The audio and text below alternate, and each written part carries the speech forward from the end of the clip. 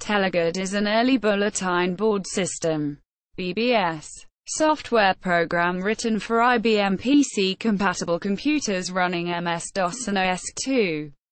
Telegard was written in Pascal with routines written in C++ and assembly language, based on a copy of the WWIV source code.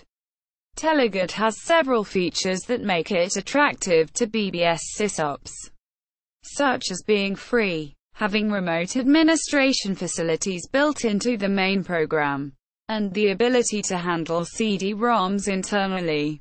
Telegard is still viable today as it can accept telnet connections by using a virtual modem, fossil setups such as NetSerial, a virtual modem driver, and NetFoss, a freeware fossil driver. Both for Windows OS/2 users can use the CO VMODEM combination to allow telnet access to their BBS.